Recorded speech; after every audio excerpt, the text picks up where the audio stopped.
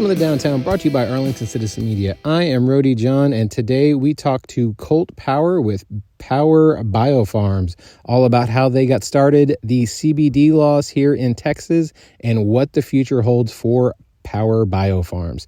This is such a good interview. You get to learn so much about the CBD world, especially when it comes to what is legal and what is not legal here in the state of Texas.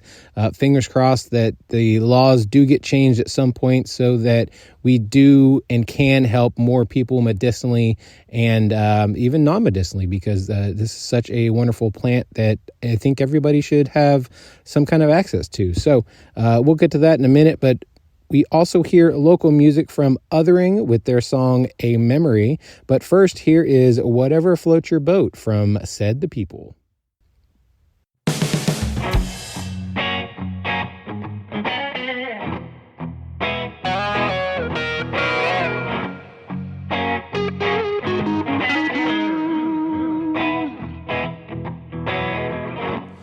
Baby, won't you please forgive me? I'm on my hands and knees, begging pretty please, forgive me. I know you were right, no I was wrong, should've just listened to you all night long. Baby, won't you please forgive me? 'Cause I know I may have messed it up this time.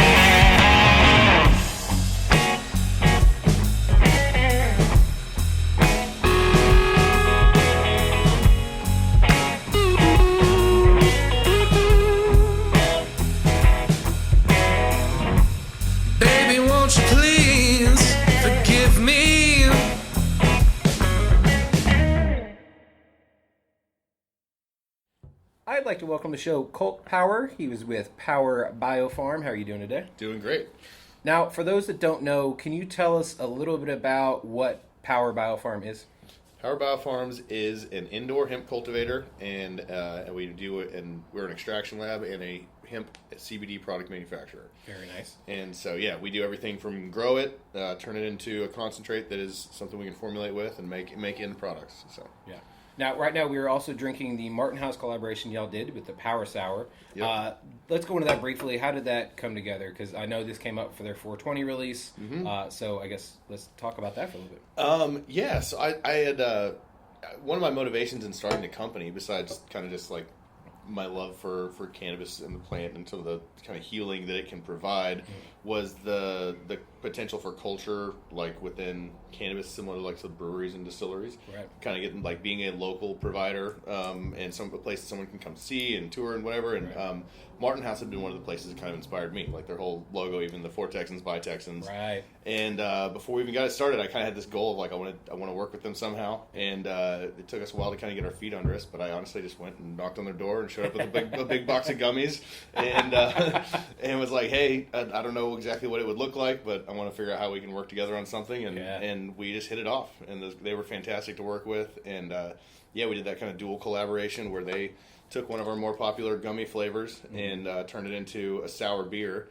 And so it's prickly pear watermelon was the gummy, and they made it a sour prickly pear watermelon and brought in some hemp terpenes into the beer, and then we made a sour gummy to kind of match it. And it's delicious. I love it. Yeah. It's like a sour Jolly Rancher is what it makes me think of. Yeah. They've killed it with the sour game, and obviously a bunch of other crazy stuff, however you want to really look at it. But their basics are fantastic as well. I always say that to no matter who's listening. Their basics are amazing, and then they can go off the rails and do like a ranch or pizza or whatever the hell they want to do. I could tell from some of the flavors they created and some of their social media that like we just had a similar sense of humor at least. and like I'd say that they'd mentioned cannabis or Delta 8 in some of their social before, and I was like, I think these guys might be our guys. Now, how did BioPharm come to be? Because in Texas, we'll get into it in a second, but the laws are a little weird when it comes to cannabis and all of that. But let's go back to how this all started for you. Sure. So I had been doing commercial real estate here in the Fort Worth area from 2012. Since I got back from Notre Dame, I started that in 2012. Was doing that through COVID, and my specialty had been working with people in their office space. Right. And when COVID hit, my wife is a medical ICU nurse, and she was working like 6 days a week. Yeah. Full time. She was at Parkland. Oh wow! So she was working like the COVID unit for the biggest hospital in Dallas, and it was we had just had our second child, and pretty big, like just there are a lot of hurdles. Yeah, life altering, and just kind of was like I want to take this time to think of something else to do, and part of it was I thought I kind of had to because I didn't know what real estate was going to look like. True. Yeah. When all that was going on, it's all virtual, or we're all using robots. Like what's the and so. I had been an athlete through college, and really like had post college found that cannabis really helped me get moving again. My mom's had MS, and my dad's had 19 orthopedic surgeries. Jeez. And I'd seen just kind of for MS particularly, and then for chronic pain, some of the potential that the plant had versus the traditional treatments that so many people are having problems with. And I don't know, a lot of things just kind of lined up, and it was right around that same time. I think it was after the 2019 session or something. It was during 2020 that Texas adopted the agriculture department adopted like a hemp program. Yeah. And so it was the first time you legally could grow hemp in Texas. Right. And that's when it kind of overlapped. Where it's like, okay, this is something that's I think a blossoming industry and a blossoming like field of medicine that's really interesting. Yeah. But now it's available in Texas. Yes. And I like to think that even if there's people producing it in Colorado or California or whatever and shipping it here, the same way that people like supporting local breweries and distilleries, if I'm making it here, people are going to help get behind it too. So that was kind of the impetus for it. And So have you guys always been in this facility, or did you guys kind of start maybe like in a garage and then move, or how did that all work? Started in the media room in my house. I moved the sofa out, took all the speakers off the ceiling so I could put a grow tent in there. Started with a 2x4 grow tent, then I got a 4x8, got up to maybe 50 or 60 plants, and I was just doing everything I could to learn as much as possible. I read like this cannabis encyclopedia. Listened to books on tape. I was learning everything I could because I didn't know yet, like, okay, I know I want to include the farm, but like, do I want to just be a farm? Do I want to be a farm and a lab, or do I want to make products? I didn't know. I don't know. Just trying to learn as much as possible. Learned pretty quickly that if you're going to do it, you got to do it bigger than that. Yeah.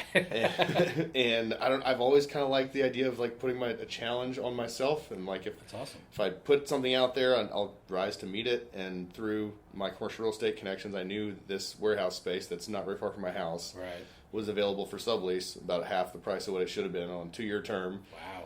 And so I was like, well, I'll take this on and we'll figure it out. And that kind of like made the jump. Yeah. And we moved in, and I hadn't even met Nick yet, our master grower. And it was shortly after I moved in here that we got connected, and he came over and saw that, I had like this big place with like 20 plants in it, and didn't know what I was doing at that. And so our partnership was formed. Very nice. And that was, so I we started the company. My wife and I started in October, November of 2020. Moved in here in February 21. Met Nick in March. And so within about 6 months, it all kind of started to happen. That's amazing. Yeah. Now, let's touch on the laws real fast, because again, like I was telling you before, I was talking to people about coming here, and they're like, "That's legal in Texas?" And I'm like, "Yes, it is. It's part of that." Like you were saying, the agricultural, the farm bill. Mm-hmm. But let's go into the laws of Texas at the moment, so that people can kind of have somewhat of an idea as to where we can start. And then I want to go into the plant, because I'm a giant enthusiast of what cannabis can do, and like you said, you've seen it so much with your own family, and we've seen it so much with athletes in general. LeBron James, his recovery company that he owns, has even breaking it down to where he's helping himself, and the guy's almost 40 and still killing it. So yeah. So let's go in, I guess, what the laws of Texas are for right now, so that people can kind of have an idea. Yeah. So everything that we do under Power BioPharms is under the hemp program that was originally made legal by the 2018 Farm Bill. Texas adopted it, I guess, on the retail product form in 2018, and then eventually they adopted the ag portion of it, in 19 or 20. Right. But that means that anything that's 0.3% or less THC is legal, and that's what we're held to when we grow the plant, and that's what we're held to whenever we make a consumer-ready finished product. Right. And everything has to be lab tested. As a cultivator, it has to be tested pre-harvest to make sure 30 days pre-harvest is they come out and take a sampling, and then we have, as soon as they take that cutting, we have 30 days. Well, first it has to be an acceptable sampling. So if we're above 0.3% at that point, we have to destroy the crop. We don't get to go to harvest. Yeah, there's no remediation. Some states have remediation programs where if it's hot, you can basically like grind it up, extract it, and dilute it.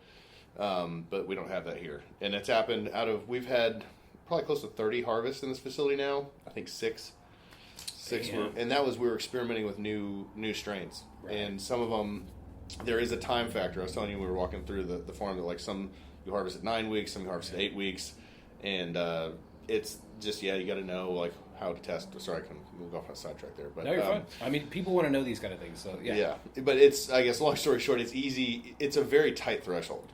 Like even to even be able to grow, you have to get a lot permit. First, you have to get a license to grow it, then you have to get a permit for the specific strain that's on an approved list. So Texas, basically, you have to submit a bunch of tests to the state. Wait, there's certain strains that they allow and certain strains they don't. Why is that?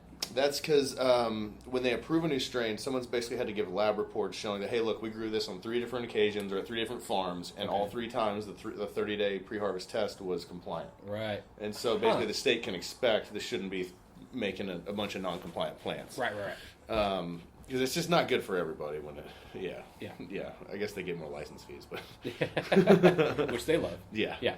But yeah, so there's a pre-approved strain, and then we have to get the lot permit for each lot, and then that's how they track all the timing for coming out to test it, and when we harvest, and then from that we make an extract, turn it into a product, and then again before we actually go to sell it back to the public, we have to have it tested and prove that. At that point, you have to prove not only that it is a compliant level of THC, but you have to prove that it has no pesticides, no heavy metals, no microbial pathogens, and no residual solvents. Damn. So yeah, it's all really good stuff. Right, and right. like in a space that on the hemp side, I really think there needs to be more regulation, and we'll get to the cannabis law side in a minute. There needs to probably be some less there. Right. But I think all the testing is a good thing. It's just expensive. For sure, yeah. Yeah. Now, I know that Delta 8, Delta 9, and I believe Delta 10 is legal in Texas. Mm-hmm. Now, for those that don't know, because again, the wonderful thing about this plant is that you can break it down to so many different levels. Can you explain to people what the Delta 8, 9, and 10 really are? Yes. Yeah. So while we're still talking on that this whole less than 0.3%, the law that made the hemp program a thing and makes our whole industry a thing is that with the language of it is less than 0.3% Delta 9 THC. Right. And that specific language is important because Delta 8 THC and Delta 10 THC do naturally occur in the plant at very small levels. Right. So they're not something that is 100% synthetic. Mm-hmm. However, everything on the market is being chemically converted from CBD into Delta 8 and Delta 10. They give very, very similar effects to Delta 9 THC, which is the naturally occurring. That's what in a normal marijuana product, the active ingredient is Delta 9 THC. Right. Yeah. And basically because that letter of the law was as specific as it was, that said it's 0.3% or less of this version of THC. Anything that is Delta 8 or Delta 10, there's no cap on the amount. Okay. And basically through the processes, you can grow a field of hemp that has mostly all CBD in it, extract it all, and refine it into a pure CBD process, and then do a chemical wash.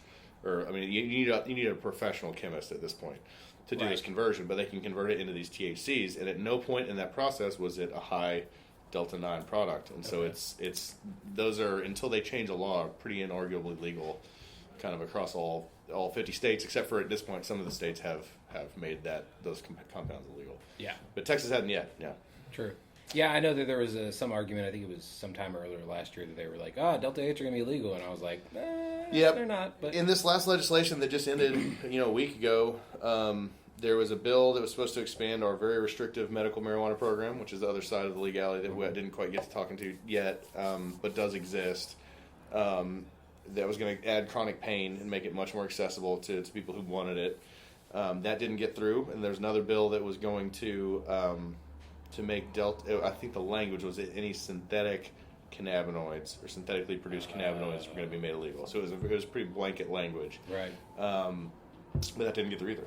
So interesting. Well, they were a little worried. They were more concerned about getting somebody out of there, I think, than doing any of the other stuff. Yeah, I just don't think I don't think cannabis is as high of priority for the politicians as it is for for a lot of Texans. Well, it's funny. I have it's not an argument, but I have a discussion with people about which one's first, casinos or cannabis, and more than likely it's going to be casinos. Likely. Yeah, but they're going to do the little pocket thing. They're not going to be broad. Everybody can have your grandma's not going to run a casino out of her house. She could legally, but that's not going to happen. So, but it's almost weird because I feel like you would at least, like we were saying earlier, everything that touches you is medical. Mm-hmm. Why would you, as the biggest state of all of them, not at least start on the medical field and then kind of, get the kinks out, figure everything out, and then go forward? Yep. I had a lot more faith that there was going to be some impetus for catching up, or at least why are we losing revenue, tax revenue to some of these surrounding states? Right. And I think it's two things. I think it's just not a priority for the politicians that kind of control how things move, and then I also think I used to think it was the pharmaceutical industry that had a big thumb on it, but now I really think it's the prison lobby. I think that has one of the biggest. It's both, really. It's both. It's definitely both. It's both the peas that are not good. That's right. Yeah, and but those two together. I mean, in Texas is I tell you, because we applied for that medical license, and in the process of trying to raise capital to back us for that, it was very clear. Everyone we talked to, that Texas is the golden goose of a market that hadn't flipped yet. Right. So it's massive. 30 million people. Yeah. You've got billion-dollar industries out of states like Massachusetts have 5 million people. Right. And then look what Colorado did. And they were the first. And look what they did. They had so much money that they're giving tax money back to people. Yep. How do you not look at that and be like, oh crap, What? Yep. How do we not? Yep, I know, and that's I still believe, like I've always believed, and I'm happy I've got into the industry. I'm happy we built what we built, and I'm happy we're doing what we're doing. That Yes. like it's only going one way. Yes. It's just the speed that I don't think anyone would blame us for being frustrated with the pace, because I really thought it was going to pick up, but we're not going backwards. I think we're way past that. The critical mass as a nation, and even as a state, it's only going one way. Yeah. Yeah, it's the weird stigma of, oh, you smoke weed, oh, you must just be, fucking drooling on yourself on the couch, eating Right. Cheetos, playing video games, whatever. Yep. That's not a thing anymore. Yep. I'm not saying people aren't still doing Sure. that. But you also have the people that are super high functioning Yeah. when they do consume Yep. cannabis. And like you were talking about earlier, the medical side of it, that's a huge reason why the big pharmas are not a fan of it, because of the fact that this one little plant you could do so many things with, and it's helping people from cancer patients, like you said, MS, to people with AIDS, people with these chronic diseases, or even people with we all love seeing, but I like seeing videos, people with Parkinson's, Oh, absolutely. and then they smoke, and then they're not shaking. Mm-hmm. They're like a normal person, which for them is huge. Even if it's like for an hour, 2 hours, Sure. it's better than the rest of the day that they have. Absolutely. Yeah. And that was why we really did make it a point to apply for the medical license, because we do want those are the things that do qualify now, or the things that like no one can argue with, like that person deserves this treatment, Right. because for the most part, most of those things like Seizures. seizure disorders, Parkinson's, epilepsy, I guess that's seizure disorders, but certain neuropathies, like there is no better medicine. Like we don't have a better solution. Yeah. And it's really fun, especially like looking at the collabs like with Martin House, where they kind of push our branding a bit more rec and more fun than like my innate branding sense is like this, like more medical. That's like kind of what my like go to is for. But it's fun to be reminded that it is a bigger thing than that. But yeah, the stereotyping, I think it is getting better. Yeah. Like the stigma and the stereotyping, and people are seeing that it doesn't make everybody like that. It's much more like alcohol. Like, you have drunks. Yeah. And then you have people that drink and can drink responsibly. And Right. it's like what they, Yeah, like I love going to breweries, obviously distilleries. Like I was saying, I was at Black Lane yesterday. Mm-hmm. We had one drink and it was fine. If I go to a brewery, the other, it's unfortunate. It's not unfortunate for kind of, but it is at the same time. I have a very high tolerance, so I can consume a lot of beer, and it doesn't affect me, which is a good thing and a bad thing, because I can't be like, oh, I'm gonna go have a couple and I'll get a nice little buzz and I'll be good. Doesn't happen. It's not a thing. Yep. But there are so many people that do visit breweries on a regular basis. Like I used to go to RAR every Saturday. Oh yeah, my wife and I used to go all the time. Yeah. And then people would say, oh, we're going to go to Martin House after this. I was like, what the fuck is a Martin House? And then you find out what Martin House is. And like that was back when it was like the Toady Brewery, where they had a couple Toady beers, and that's what they had. And and then they just obviously took off from there. But you go have people go have 3 at one place, have 3 at another place, and they're fine. Or they're smart enough to where they have a DD or get a taxi or Uber or whatever it is. But the same thing with cannabis, like. You see those commercials of people in a drive-through high, and then all of a sudden they hit a girl on a bike, which I think is one of the weirdest commercials I've ever seen. But it's not a thing where you have these dudes just blazing up, going like, all right, I'm going to go drive my car and go, get some shit. I think it's much more the opposite. Yeah. That's why I was so I didn't find cannabis. I experimented a couple times in high school, but it was always like I smoke once and maybe get crazy paranoid because I was just so worried about the trouble I could get in. And then when I was in college, same thing. I maybe smoked 2-3 times, and I knew I'd get drug tested by the athletic department or NCAA, and so it freaked me out. And then finding as an adult where it's like, okay, well, this is actually something where like if you're on like beer 6 going for beer 7, beer 7's going to tell you to do things that probably are not in your best interest. Yeah. Where like at that same time I smoke a joint, it's going to be like, hey, maybe you should go sit down. Like, you know what I mean? Like, hey, maybe you should not drive. You should definitely not drive. Yeah.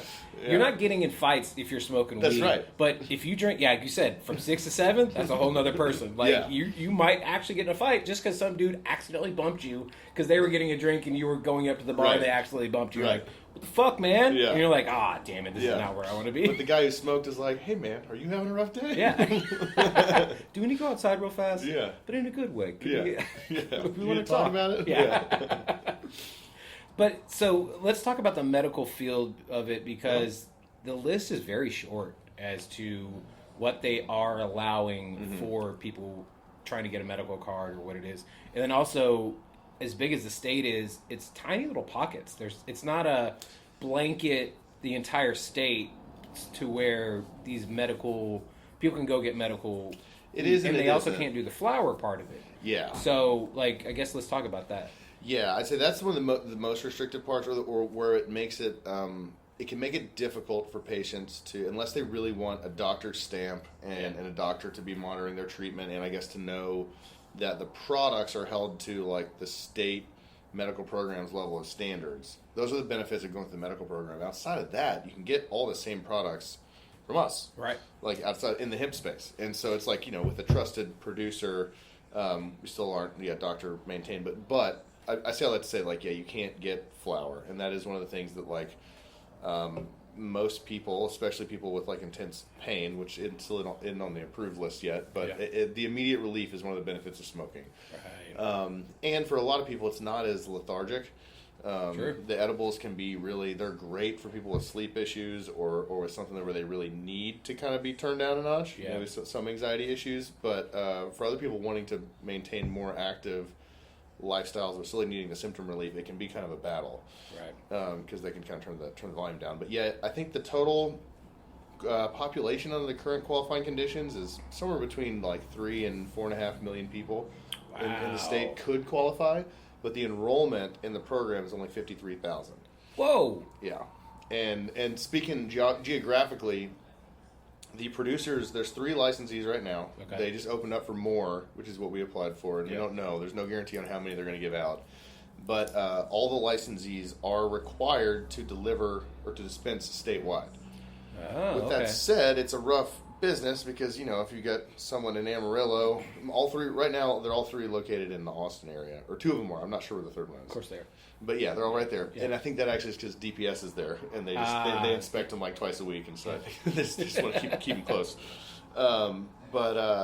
They don't really advertise that as much. It may cost as much as like $100 for delivery. Jeez. Because they can't ship it in the mail. Because Right, at that point it's a marijuana product versus a hemp product. Since we're federally legal, we can use UPS, we can use USPS. Right. And that's where it's like if they're prescribed by their doctor 300 milligrams or whatever, 10 milligrams a day edibles, and they get a 30-day script, the whole process for a medical customer, you got to pay for the doctor's visit, you got to pay for that delivery fee, and you got to pay for a more expensive product. Yeah. You're looking at $300, where maybe you could get it from us for $75. And like I said, for some patients, like if it were a new patient who has cancer or who has some neuropathy, where it's worth it if they can afford it. Of course. To have that kind of validation for the level of oversight and stuff. But yeah, it's complicated kind of incentive system. So I know that if, let's say if you owned a dispensary in Colorado or whatever, the other 23 or 24 states that are legal, you can't put that money in an actual bank because of the fact that, again, it's federally legal. Right. How does that work for y'all? Because you guys are actual business and you're growing it. And yeah, you are selling it, but like you said, you guys can ship it through UPS and FedEx. It's getting better every day. Okay. It's more so at the beginning in 2018 when they made it federally legal. A lot of the financial institutions still treated it like it wasn't because it was too tangent to it. Yeah. And most of the frictions at the payment processor point, so like taking credit card payments and stuff, Gotcha. they'll do it, but we can only use certain vendors. Same thing on the bank side. Yeah. They basically it's just more expensive. Okay. We talk about the green tax for pretty much everything, and like in the legal, like once you are a medical business, it gets very real because usually at that point, like you actually have state taxes in addition to just like everything. For the industry is more expensive. Like the payment processing is more expensive. Yeah. Like the bank, even just having it is more expensive. Like anything is upcharged. But at least in the hemp space, there is no nominal tax. True. For it. Yeah. So, yeah. Now let's go into your growing process of it because you took me through the farm. This place is beautiful, by the way. Thank you. So take me from we were in the mother room where you guys have how many strains right now? We've got one in production, and we've got 3 or 4 more that we're about to rotate in. Yeah. Okay, so then you take clippings from that, and then you take them to. So take it to the process from there. Yeah. Sure. Yeah. So the mothers are basically just big old bushy plants. They're about 3 feet tall, and we want them to have as many branches and leaves as possible. They stay under 18 hours of light, so that they're just getting in there, getting water and getting bigger every day. Yeah. And then whenever we need cuttings, we'll take 7-inch branch or so, right at the base. Cut it at a 45-degree angle, and you dip it in like a rooting hormone that helps it start to grow roots. It'll do it naturally, but it helps kind of speed up the process. And you put it in a plug, or sometimes we use an aeroponic cloning machine. And basically, with the right moisture conditions, over time, the base of that cutting, just right where you cut it off, will start to grow new roots. Nice. It becomes an independent new plant, but it's genetically identical to the one you took it from. Right. Which is the whole thing. Like the whole like strains have gotten so refined now, where it's not even like you could get a seed for like an Afghan Kush or something, and like that's going to be, because they're not the same as another seed. Every time you start from seed, it's a little bit different from another seed. But once you get to clones, it's the same thing every time. Right. And like you can have out of 1,000 seeds some genetic variant where it's like it puts off way more potency, or like higher terpenes, or it has a better bud structure, or it's kind of crazy how many different things you can select for on the farm side when you really get into it. But cloning, it also one of the other traits is like just sturdiness as far as holding itself up, like the weight of the plant as it gets heavy, pest resistance, mildew resistance. Like there's a lot of different things to because there's little bugs that will come in, and a lot of people don't. I mean, like, if you try to grow something outside or even inside, you're going to get some kind of little bugs, and so that same thing with the hemp plant. Yes, in growing indoors, you have a different set of problems from growing outdoors. Right. I would prefer this set of problems, which is why we grow this way. Outdoors, you get the sun. Yeah. It's for free. Which Texas is can be very hot. Yes. So with that, you got too much heat. So it's like we have to pay a lot for electricity, but we always have the right amount of light. Outdoors, you get free electricity or free solar power, and it's always good, but it can be way too much. And it's just you can't control the environment. Yep. You do have pests, but you also have anti-pests, like not butterflies, ladybugs and things that'll come and like help defend. Yeah. Our problem in here is like it's only one thing. Oh yeah. And so there's nothing to defend against it. Yeah. And so once something starts to happen, it just like it can really get out of control really quickly. But if you're doing things right, it's a clean environment. You should really never be introducing bugs. Yeah. We get to make sure the humidity is always perfect, the temperature is always perfect, like the airflow is always perfect, and also for better or worse, like you have only one person to point the finger at. It doesn't go well. It's like you set all the conditions in there, so it didn't work out. That's your fault. Yeah, you had one job. Yep. Yeah. Versus just shaking your fist at the sky growing outdoors.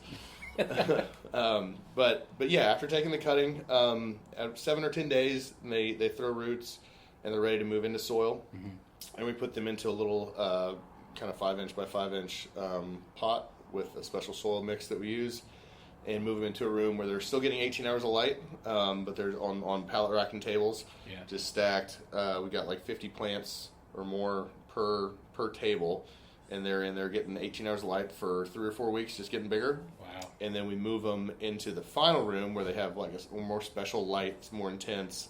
When we turn the lighting back to 12 hours a day, where they basically start to think it's fall and go into their final reproductive cycle and start flowering. Oh, wow. And because we only want females, because the females grow the buds instead of the pollen sacs,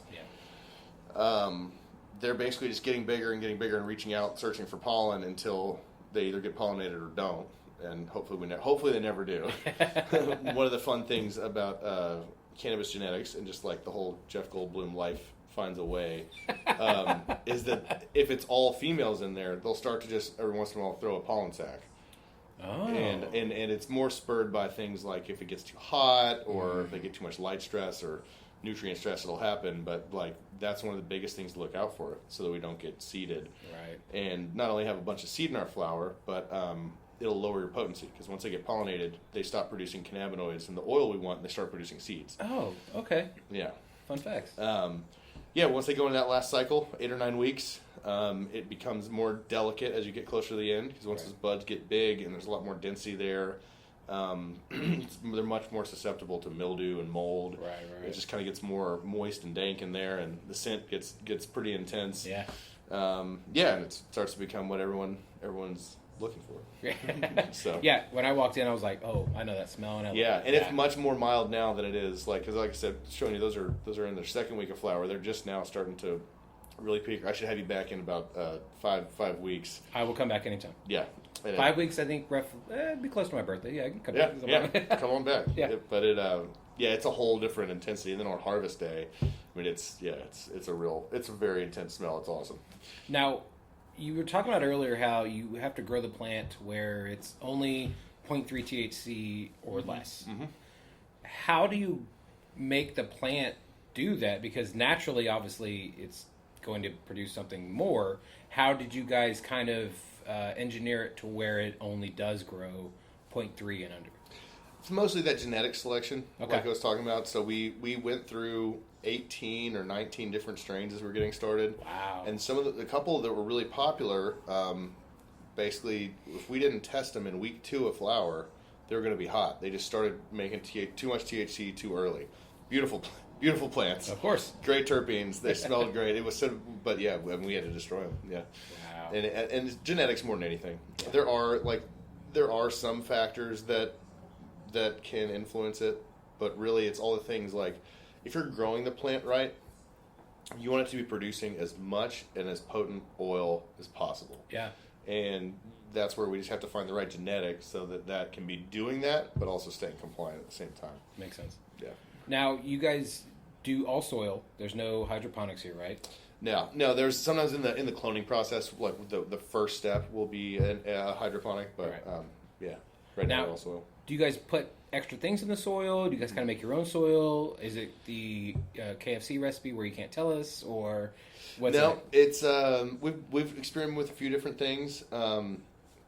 Nick, we started originally with just an over the counter store bought soil that had some nutrients in it, and basically for the first olive veg and the first couple weeks of flower, we wouldn't have to feed it anything. Right. Basically, once that's run out, we'd start adding it in.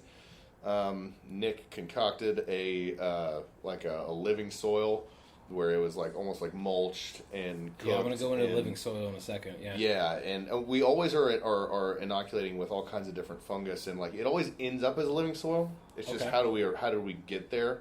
Did we this one he was making though? He cooked it and added nutrients in the process. Like you had mealworms and things that truly organically end up as all the nutrients you need. And that soil we ran, you could add only but water, through the whole process. Yeah, it was awesome. Wow. But you also can't make changes, and each strain needs things a little bit different. Yeah. And so now we're actually kind of shifting to the other method you can use, that is basically a more inert soil. Okay. There's hardly anything. It's almost like a cocoa mix, like the cocoa husk. Yeah. And then we're feeding basically nutrient salts, more traditional kind of whatever nutrient. It's a liquid nutrient formula. Oh wow. That it's easier. There's 8 different components to it, and per strain you can kind of say, okay, well if this one's yellowing in the leaf in this certain place, you can know, okay, it needs more nitrogen, or this one needs more phosphorus. You can kind of fine tune things a little bit better. Yeah. Now, I was in California at the beginning of April. I was out there for WrestleMania, but I was... That sounds fun. Well, so I've been to the last 14. Minus 2020, obviously. That's awesome. Yeah, it's... I'm not going to stop. Next year's in Philly. It's not as exciting, but it's Philly. It's fun. It's a fun city. But I was doing interviews out there as well, and I talked to the Woods, which is... the Woods at WeHo, which is... Oh, yeah. Yeah, so you know about it. That's... oh, my God. Woody Harrelson. Yes, Harrelson. Yeah, Woody Harrelson, Bill Maher, and there's one other person. I didn't know Bill Maher was on that. Yeah, I just knew Harrelson. Yeah. Yeah. He had meant... So, I knew I was going out there, and I knew I needed a 420 episode, and I obviously wanted somebody Weedy related. So, of course, I reached out to the biggest of the big, Snoop, Wiz Khalifa, awesome. Be Real from Cypress Hill, other people, and then we just happened to be watching SNL, and Woody Harrelson was the host, and he was talking about how he owned the Woods at Weehawken. I was like, what the fuck is that? So I looked it up, and then sure enough, they hooked me up really good. It's one of the only places out there. What's one of 3 places that is actually a lounge as well. It's like an outdoor lounge that you can actually consume on site, which I sat there for a while and just were watching people. It's absolutely beautiful out there in the back area. But people were just having the best time of their life because, again, it's weed. And it's not like you're people stumbling out fucking drunk or whatever, coming out of a brewery or a bar or whatever. But the people there are crazy knowledgeable about everything that they sell. And they were telling me about living soil, about how I had never known anything about this. They still have the worms inside of it and everything, and I found that incredibly fascinating. Yeah. Because if Reefer Madness, the movie, would never have happened, and that whole propaganda or whatever at the time, we would have been light years ahead to where we are now. It's unbelievable how far, and how rapidly, now that it's become big industry, there's billions of dollars of investment money going into it and all stuff like the advancement of the nutrient tech, the cultivation tech, the extraction tech, look at the form factor. Like if we'd had commercial cannabis for the last 100 years, however long it's been illegal, I just have to think that pre-rolls would not still be one of the top. Right. You know what I mean? I just like vapes. There would be a more or buying flour. I know there still is the connoisseur factor to it. For sure. And flour will never go away. So I don't mean to bad talk flour by any means. I mean, people still smoke cigarettes, but vaping's the gigantic thing. Yeah, but I just mean there was nothing but flour and really crudely made edibles with no dosage indication until the last 10 years. Yeah. And now we have really refined water soluble nanotechnology where dosage is precise and whatever we can but there was none of that. It's coming out of the underground.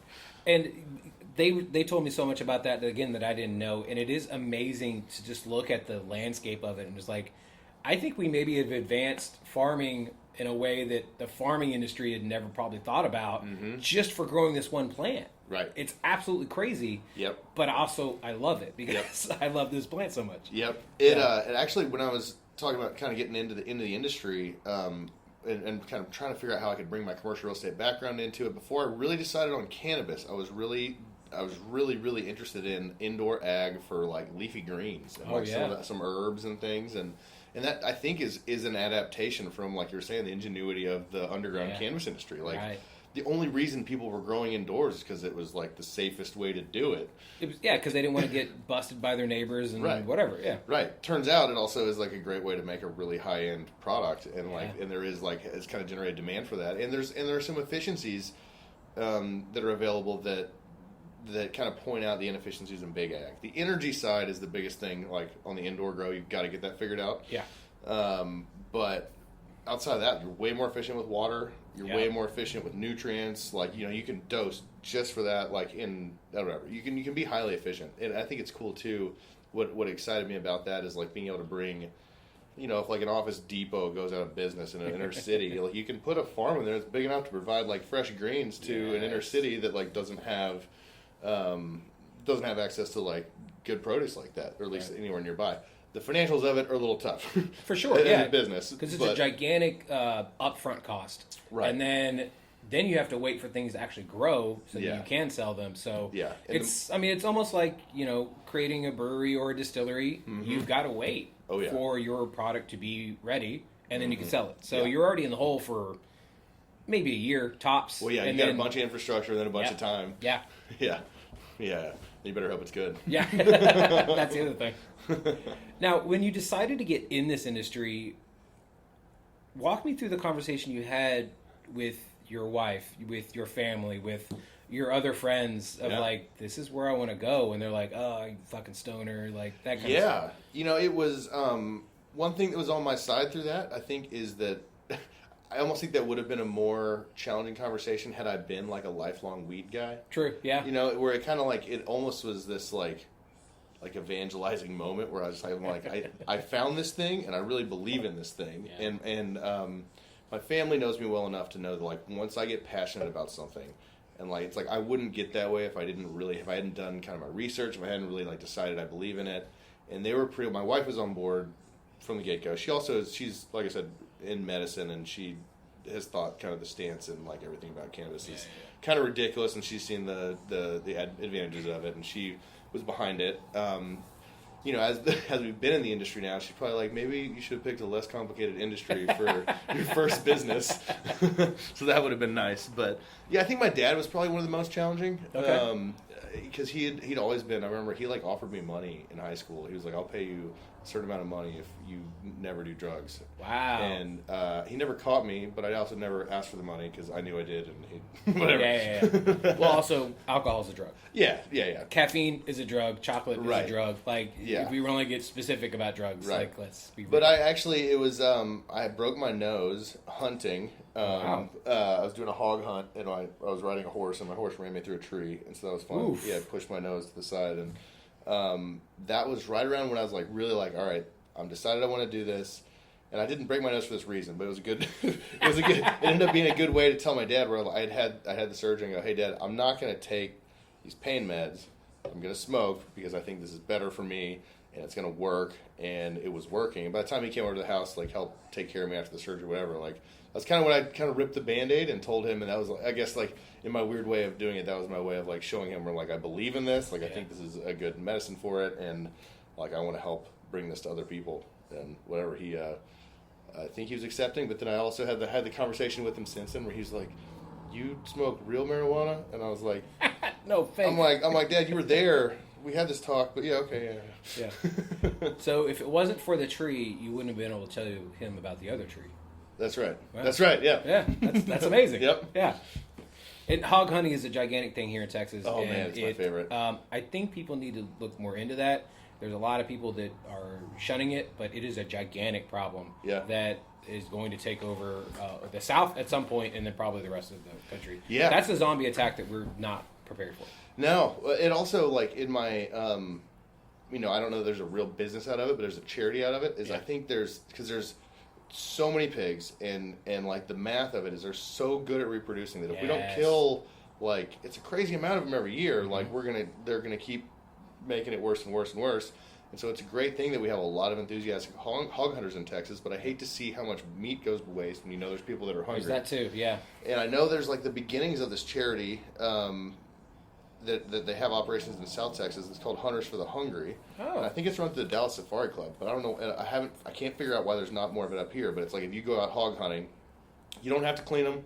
You just have to take them within a reasonable amount of time, whatever's safe, like to a meat processor that participates in the program. They're funded by this program, and they, make the meat prepared so that it goes to people that don't have the meat. That's amazing. But I think it's an amazing opportunity because you got like with the chopper bill, since people can fly around and shoot them out of a helicopter. It's like if you have someone just going around picking them up. There's hundreds and hundreds of pounds of really good meat. For the most part, it's good meat. Not all the hogs are healthy, but sure. just like any animal in animal, general, yeah. But there's a way to reclaim that, and I think make something that could do a real good while we're solving this problem. Yeah. Again, because it's a gigantic problem. And It is. More property damage is, Property damage is huge. Yeah. And, they're going to eat your dogs and so forth. Let's call it that way. No, hopefully not alive, but once something's laying down dead, they will eat it. Yeah. Yes, yeah. Now let's go back to the good thing. You guys have so many good products with your edibles, your tinctures. Like, go into what products you guys do have, and then kind of how did you kind of slim it down to this is what we want to do, and then we'll go into later what people can look forward to in the future. Sure. So, we started off being just a farm, and then there's been some interesting legislature in Texas about whatever. The market's changed a lot, like over the last 2.5 years within the hemp space, and we thought basically our hemp flower was going to be a top seller, and right around the same time as like that was a big thing. The Delta 8 and Delta 9 gummies came into the world, and that has become by far our best-selling products. I just want to time out real fast. I want to explain to people the Delta 8, Delta 9, and then Delta 10. From what I've heard, Delta 8 is more an indica, which is more, not downer, but it's, they call it indica couch when you smoke the flower, because it's more relaxing, it's more soothing. And then the Delta 10 is more like a sativa, where it kind of not gives you energy, but it doesn't do as much as the Delta 8. Sure. Is that right? I would agree with that. You know, there's some dosage nuance. I'd say that's some of the biggest, like from our perspective, the way we communicate it. It's usually more if Delta 9 milligram is the standard, because that is like in the legal states, that's what everything is. If the standard dose of that is 10 milligrams, to get a comparable effect of Delta 8, it's 25 milligrams. Okay. So it's about 2 to 2.5 times weaker, or I guess Delta 9 is 2.5 times stronger than Delta 8. And Delta 10 is about the same as Delta 8. If anything, it's maybe even be more like 30 or 40 milligrams of Delta 10 to feel the same as 10 milligrams of Delta 9. Gotcha. I do agree with what you're saying, that there are some nuanced differences. That Delta 10 is a bit more kind of uplifting than Delta 8. An interesting thing that has been a commonality with almost everyone I've talked to, including like my own anecdotal experiences, Delta 8 seems to give people red eye much worse than Delta 9. Oh, yeah. My girlfriend will say that I look like a cartoon character. Yeah. And it's the Delta 8. And I don't know, like, you don't necessarily feel more intoxicated, but your eyes are worse. Yeah. Your eyes tell you everything. Yeah. They give you away. That's the thing that my wife's always like, she's like, you had Delta 8, didn't you? Right. Yeah, that was today, it's called research. And right. I'm working right now. Product development. Yeah. But no, go back to your products. Our most popular have been various versions of Delta 9 gummies. So we have, this is common of like a lot of, like I said, we're kind of medically focused, and so we try to kind of follow some of the ways things are dosed and prescribed in other medical contexts. So we have like what we call like a 0 to 1 or like a Delta 9, where it's the only thing in it is the Delta 9 THC. Right. I mean, those are 10 milligrams. And we have a 1 to 1, so it's 10 milligrams of THC and 10 milligrams of CBD in each gummy. My girlfriend loves I think she loves 2 to 1s, and they get them out of Colorado. Yes, yeah. And so like it's the ratios, like the whole 0 to 1, 1 to 1, 2 to 1. It's the ratios of CBD to THC.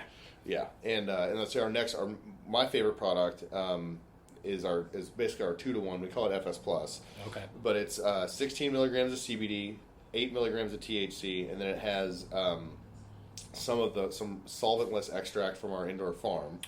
Oh. The other gummies are made with distillate that's sourced and not necessarily out of our farm, but the solventless concentrate brings a really nice weedy kind of flavor. You really know it's in there, and it brings a couple minor cannabinoids, which once again, get back to the science a little bit. But so CBD and THC are like the big name cannabinoids that the plant produces, but it makes like 120 different cannabinoids that are all active compounds that all have a slightly different effect within the body. And we're talking about like kind of like this compounding pharmacy within the plant. You got the cannabinoids, which there's like 120 different ones, and then the terpenes, which terpenes are basically another word for essential oils. Yeah.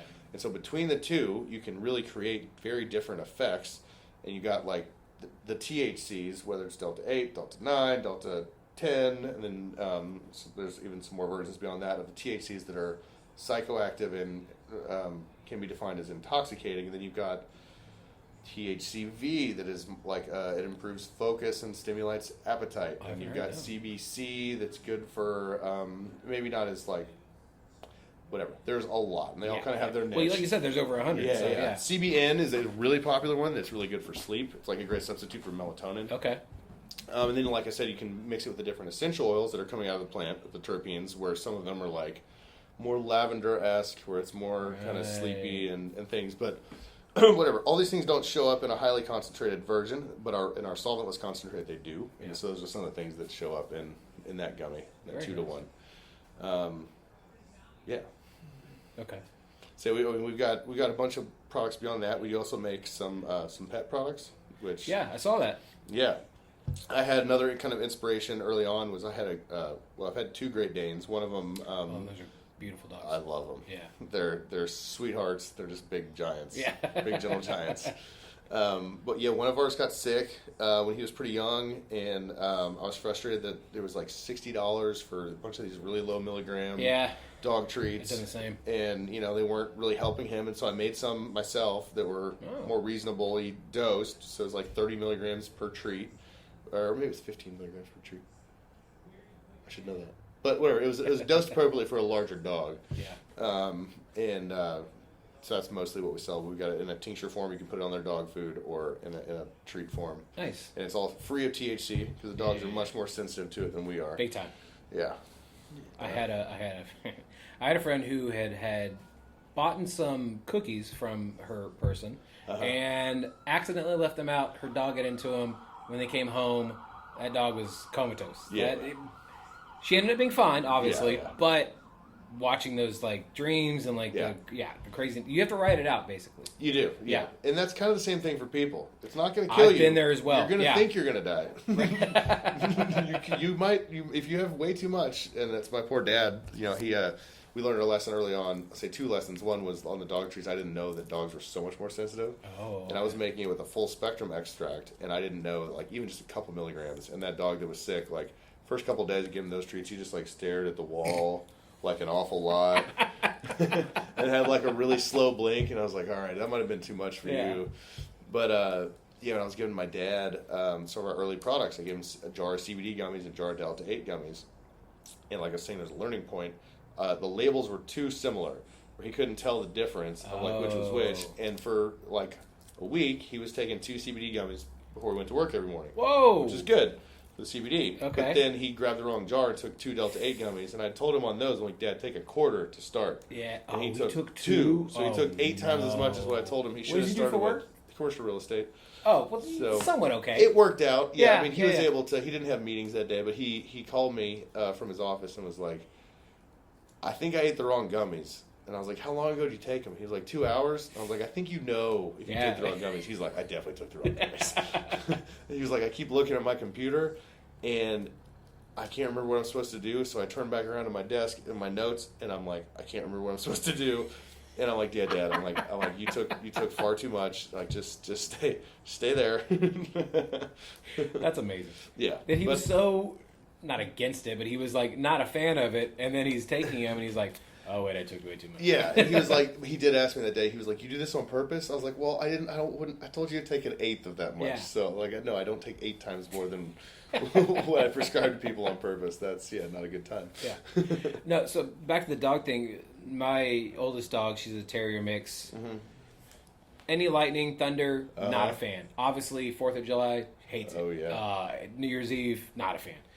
So we give her CBD. She's fine. She's less crazy and like needing to be like she wants to be inside you because she's like trying to get on you so much. And then we have a new dog. Well, he's about a year now. We've had him about a year now, but he's kind of crazy. Like he's a little miniature Shih Tzu or Schnauzer. Sorry, not Shih Tzu. And he's just a terror sometimes. But we'll give him CBD. Yep. Super calm. Yep. Not a problem whatsoever. So CBD with dogs helps tremendously. And again, like you said, with the bigger dogs, they have joint issues. And so, just like humans, we have joint issues as we get older as well. Or if you're not taking care of yourself, then you're going to have them. Or if you're overactive, like I imagine you being a lacrosse player, you probably have a lot of joint issues. Sure. So Yeah. CBD helps as well because, as we get older, our joints start kind of going away. Not going away, but they become less effective as they were when you're younger. Same thing with dogs, especially if they're big dogs. So anybody, let's say 6'2" and above, is probably going to have a lot of joint issues. So, and then my Nana, she is in her 80s. We turned her on to CBD less than a year ago. Loves it. Yep. So I know you already hinted. I don't mean to take us there before you lead us there, but some of the upcoming stuff we're coming out with is I want to get into that. I've been really enamored and I'm really inspired with some Delta 8 topicals. I think are really so in legal states, in legal markets, regular Delta 9 THC topicals are legal and popular because THC in the topical form is a really powerful analgesic, really powerful painkiller, but it's not intoxicating. Yeah. So you don't get the high. It's a great introductory product for someone who's a senior or an athlete or someone who just wants the pain to go away in a localized area, whether it's arthritis or joint pain or whatnot. And some of these high dose, I'm talking like 3,000 to 4,000, 3,000 to 5,000 milligram topicals. Wow. Where you're only putting on that may be a 2 or 3 ounce jar, so you might have I don't know 100 uses out of it. So you're not getting all that at once. But it takes a pretty high dose, but it really seems to be working, and we're getting some great results. So we're coming out with a roll-on, awesome, and then a lotion as well. And that hopefully we're thinking something we can roll out to people where we can introduce them to THC in a very non-threatening way. Where it's like, look, it can you basically can't do it wrong as long as you don't eat a lotion, but you shouldn't be doing that. You shouldn't be eating that anyway. Yeah. That's true. Yeah, you shouldn't be. There's no way you should be squirting lotion in your mouth. That's not a good idea. Now, I've talked to a lot of fighters and I've talked to a lot of athletes in general, and they all do agree that, you know, cannabis does help quite a bit. We've obviously seen UFC has stopped testing people, NBA has stopped testing people, NFL, I believe, has stopped testing, MLB for sure stopped testing. Not a lot of people talk about hockey enough, but I imagine they had stopped testing because... I think so. I think they actually coincidentally have more... it's like 80% of their teams are in markets with with legal cannabis. Yeah. Which is crazy because, like, if you do, let's say you do fight in a state that is legal, or you do compete in a, we'll just say compete in general, in a state that is legal, why are you then being tested for something that is legal in that state, but is somehow illegal for your company? Like, it's just a weird gray area that needs to just go away. Yeah. I mean, the laws. Like I said earlier, we're headed in the right direction, but it's a very frustrating pace, and it's I think unfortunately a lot harder to undo it than it was to do it all. Yeah, I think it should be a lower boundary for some of these things like the sports leagues, and they're going to be leading hopefully, but it gets real complicated. Yeah. Well, I mean, speaking of which, like we are, you know, you border Arlington right now, so we can talk about Arlington. The Arlington backyard that is connected to Texas Live, and also, you know, for the most part, Globe Life Field, while ugly on the outside, is beautiful on the inside. It has changed its name to CBD Creighton. So, and that was a not gigantic. It was a pretty big deal for a lot of people in Arlington. Why is this now the name? Why is it not Arlington Backyard? Blah, blah, blah. And my thought process is, well, AT&T Stadium won't always be AT&T Stadium. Globe Life Field will not always be Globe Life Field. Look across the street. Now it's Choctaw Stadium. It was how many names before that? Yeah. But it is a great thing because it's showing that the city of Arlington, whether it be on the Texas Live area or whatever, they had to get approval first to do that, to get the sponsorship, to be able to change it. Right. With that being said, do you feel that going forward that maybe the Metroplex or Texas in general is kind of turning the corner when it comes to the way they look at CBD and THC in general? I do think so. I think really the general populace is well over that hurdle. Yeah, you know, I think that's a great symbolic thing that they're able to get the naming rights there. Yep. I saw when the MLB opened up for a CBD sponsor, we actually started talking to Texas Live too. We were talking to them before that deal happened, and let me tell you, we had no budget like CBD Kratom does. They're in a bunch of different states. I don't know. That was. I'm sure that wasn't cheap, but I'm really happy they did it. It's a huge step forward. Yeah, just to see. I mean, between the CBD Kratom and their logo, there's a big cannabis leaf in the middle of. Yeah, right. That's the entertainment district. Park. Yeah, like they built this entire thing for that, and then So I think, fortunately, unfortunately, the public support is there, and it's just getting it through on the legislative basis. And like I said, it was a major frustration. There wasn't any progress, not even no progress or little progress, but no progress this legislative session. And we only meet every 2 years, but it makes me that much more confident that in a couple of years, hopefully we'll get there. I know it's only going one direction. Like I said, they only meet every 2 years. I'm not a huge government person just because I don't like having conversations with people. First off. Well, and I've never been politically minded. This industry has made me very attuned to it. You're either one or the other, which also doesn't make sense to me. Like, we only have two good choices. Like, that makes no sense to me. But like the fact that we only meet 2 years and you have a state that is growing rapidly, we're having people from every other state move here. As much as people want to blame California for people moving here, it's not just California. It's everywhere. It's everywhere. Yeah. And they're also moving to every other state, and a lot of those other states are legal or medicinal, so they already know what's going on. So it just, I think that we need to, as a state, as people, move forward with this kind of thing, because again, we're the biggest state that is still, like you said, the big golden goose. Yeah. Like, why would you not want to make money here? Yeah. It it's I don't know that much about other states' legislatures, and I just learned or relearned a lot about ours and paying attention to this last session. But that medical expansion bill that was going to be a huge step in the right direction, I think pretty easily, and it was written by Stephanie Click out of Arlington. Oh yeah, Representative Click out of Arlington. It cleared the House pretty easily, I think. And then Dan Patrick decides what gets to the Senate floor. And he is, I think, pretty well single-handedly the death of our, or not the death, but the death of progress for our industry. Is he just anything that is a step in the right direction, he just doesn't even let get to vote, because I think, quite honestly, it's not even like a partisan issue at this point. Yeah, there's bipartisan support for moving it forward. It's just select individuals in legislature. Yeah, that are in the right position to make sure it doesn't get forward. He just hates money that much that he decided it's not a good idea. Hates our money. Yeah, that's true.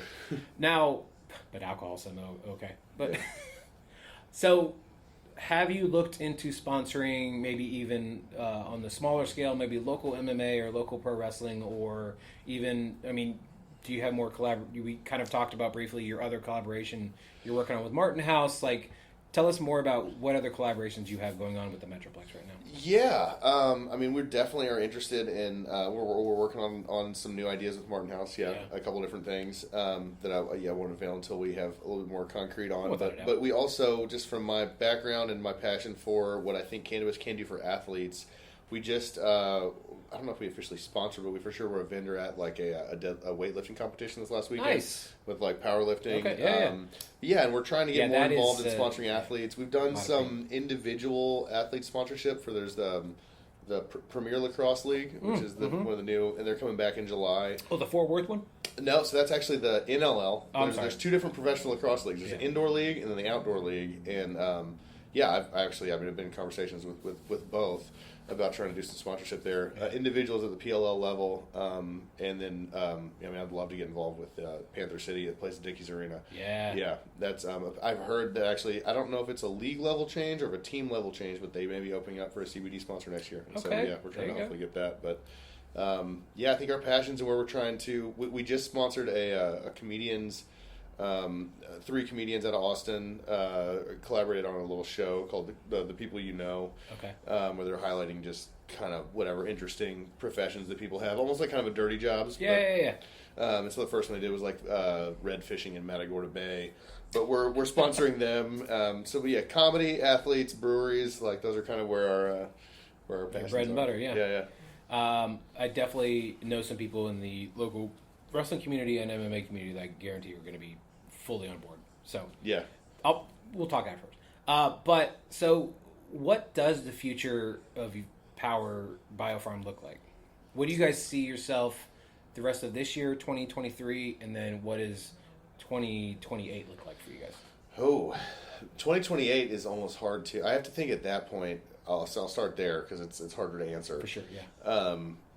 There's so many different routes that legislation could take that it's hard to predict, but I have to think by 2028 we will be a licensed cannabis producer, whether it's in just medical or recreational capacity. I assume we'll still operate in the hemp business. I just can't say exactly what products will be allowed under which flag.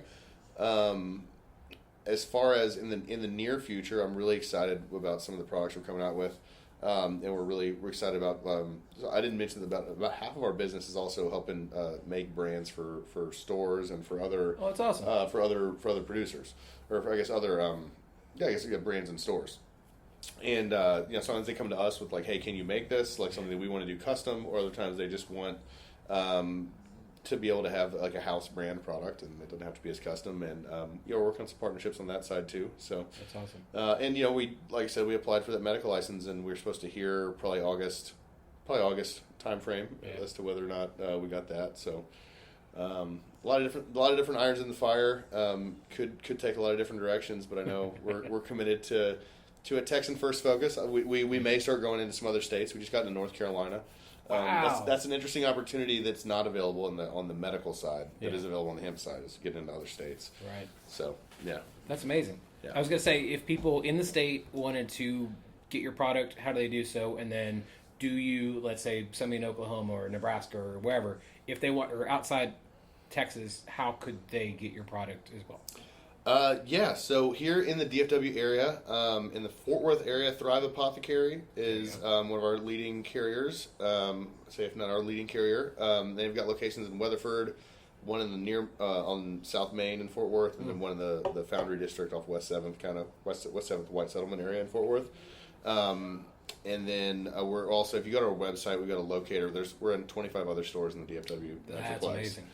And then we do, as long as your state allows our products, which almost all do, we ship basically nationwide off our website, and that's powerbiofarms.com. There we go. Yeah. And if people want to follow you guys social media wise, how do they do so? It is at Power BioPharms on Instagram, and both the website and in Instagram. It is BioPharms, BIOPHARMS. It's not with an F. So yeah. Now I have a segment on the show. I call it the 5 count. I just have 5 random questions. Okay. I'm just gonna ask you answer as quick as possible. Favorite pizza place? Ooh, favorite pizza place. I'm going to go with what just popped into my heart because it's served me so well for so long. I really love Pizza Hut. Like I do love like a good like boutique, like good high-end pizza, but there's a lot is fantastic. We frequent a lot. But Pizza Hut stuffed crust has never served me wrong. Their stuffed crust is the best out of everybody, and the fact that I don't know if they had a patent on it or what, but nobody else did it forever. And then Little Caesar started doing it. It's fine. It's okay. Right. Papa John's. It's okay. Yeah. It's fine. Pizza Hut's where it's at. Pizza Hut. And they even put pepperonis in there as well. Yeah. Everything's That's great. right. Yeah. I've been I'm gonna need a gallon of water afterwards after eating some stuffed crust, but it's always been good. Yeah. If you were a pro wrestler or MMA fighter, what would your name be? Oh. I don't know. My name is so borderline like a porn star name or like something name anyways like pro that I've never really had that many nicknames. Like it was always just Colt Power. And yeah, so I hadn't really thought that much about it. Tickles McBoom Boom would maybe be my wrestler's name. I think it's good. I think we're getting now. I was talking to a wrestler before that we're getting back more into the character, but it's different characters than back in the early '90s when there was like occupational characters where you were a clown or a plumber or whatever. Yeah. We're getting into like fun characters like an Orange Cassidy or like a Danhausen, that kind of thing. Yeah. So I think that could really work. There's legs on that. What are 3 things people would not expect about you? One that I like to use, when I was at Notre Dame, and I played lacrosse there, so that's not that abstract anymore. Lacrosse is getting more popular, but I led the team out playing the bagpipes. So really? I only play 1 or 2 songs in the bagpipes, but I didn't know how to play the bagpipes. Still good. So that's one. And you have a guitar here do you play guitar as well? Yep, I play guitar. I play guitar since I was like 8 or 9 years old. I've loved playing. Still trying to learn how to sing, maybe one day, but it's fun just to play. Yeah. I don't know, 2 other things. Let's see. I've got 4 young kids. You have 4 kids? I've got 4 young kids. What are the age range? My oldest just turned 5, and then so she. They're all under 5? Yeah. Oh. So I got a 5-year-old, a 3-year-old, and then 2 almost 9-month-old twins. Oh, you have twins. Yeah, that's how we got from 2 to 4 real quick. I was. And then I'd say the last thing, I won the Youth Hunter of the Year award from the Dallas Safari Club when I was 14. So I was like, I've been hunting. You've seen mounts all around the place. That's been my life. That's awesome. Yeah, I love big game hunting. My dad got me really into it. We've gone all over the world. I think it teaches a lot of great lessons, and it's a really good thing. It is a good thing, and I think a lot of people look down on it just because they think. I mean, I imagine you still use the meat as well. Absolutely. So a lot of people unfortunately do kill just to kill, but there are the people that kill because they want to eat it as well. Right. So it's not. It's all about having a healthy respect and appreciation for the animal. I think so long as you're doing that, and treating everything right. Who or what inspires you? Inspired by a lot of the classical, like American. I don't know. I like Teddy Roosevelt was always a big inspiration. Yeah. He's an incredible, just human. True. I was inspired a lot by Vince Lombardi. I will not say that Rudy obviously inspired me a lot. Yeah. Going to Notre Dame, that was one of my. And then I don't know. My wife inspires me. She's fucking fantastic. She brings it every day with 4 kids, and it's a lot. That's awesome. So yeah. What would you tell your 17-year-old self? Ooh, drink less. Drink less, smoke more. Yeah. Seriously though, I think I would have been a lot better off. I have a thought process where, so I didn't start actually getting into I had friends in high school that were into cannabis and I hung out, but I just never partook. Yeah. I didn't get into it fully until roughly 25. And so, as we now know, science-wise, your frontal cortex fully develops by your time you're 25. Yeah. So, I've met so many people that had started smoking far earlier in their life. And depending upon the frequency as well is kind of depending on how their brain function works. Sure. Because you kind of almost, not that you, whatever age you start smoking, you don't stay at that age, but there are tendencies to being roughly stuck at that age. So I think that, I don't know, you have to be 21 to buy, which I agree with. I agree with you. Completely. But I wouldn't push to 25, but I also wouldn't fully tell somebody to get into it until you're roughly 25. Yeah, it's hard to say, but I agree with you generally. I think the neuroscience is there that it's not good for people when they're younger. Yeah. And like, on one hand, I'm like, it's easy to say like, drink less, smoke more. I definitely would have been less hungover and probably made some better decisions in the mix. But I don't know. I don't know what the outcome would have been on brain health. I think there really is something to that. Yeah. I have to think a fewer beers wouldn't have been the worst thing. True. Well, again, if the reefer madness was going to happen, we would have had science behind this. We had already known what would have happened if we did start smoking earlier and whatever. But But let's go back to it. If people want to find you guys again online, buy your product, find you in stores up here in the DFW area, how can they do all the things? Yep, powerbiofarms.com. We got a tab for store locator, or you can shop right out of our cart right there, and we're really fast on fulfillment.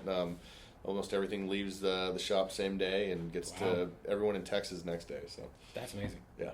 Well, Colt, thank you so much for your time. I love what you guys are doing here.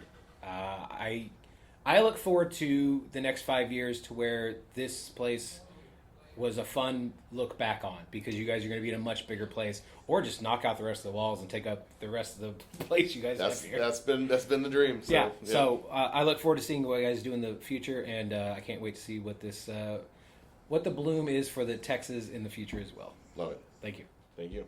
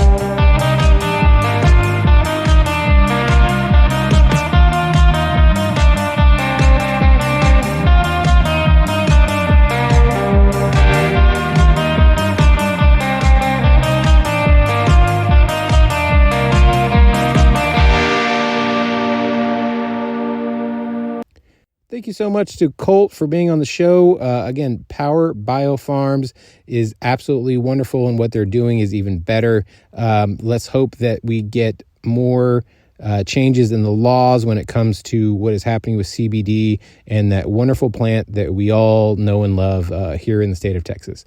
So again, also thank you to Othering with their song Memory, which you just heard, and Whatever Floats Your Boat from Said the People at the top of the show. So while you're going out and enjoying BioPharm and checking out local music, every Monday is trivia night over at Dr. Jekyll's. That starts at 7 p.m. Also every Monday is open mic comedy over at 1851. Sign up is at 7:40. Show starts at 8. And every Wednesday at Jambo's Barbecue, catch UTA Jazz Night from 5:30 to 7:30. And then also every Wednesday after you're done there, go on over to Division Brewing for their trivia night. That is from 7 to 9 p.m. Definitely make sure to go check out our social media every Friday. We have Find Out Friday. We have at least 20 things happening that we love to showcase and let you know what's going on here in the city of Arlington. So until next time, while you're out doing all the fun things, make sure to go out and eat local, drink local, and go rediscover your city. Tag us and send those pictures over to us on Facebook, Arlington Citizen Media, Twitter, ATX Citizen Media. Tag us on Instagram, Arlington Citizen Media, and send those pictures the old-fashioned way. Email arlingtoncitizenmedia@gmail.com. Also go to our website, www.arlingtoncitizenmedia.com. Don't forget to subscribe and give those 5-star reviews of the Downtown at Apple Music, Spotify, Google Podcasts, and also hit us on SoundCloud, iHeartRadio, and YouTube.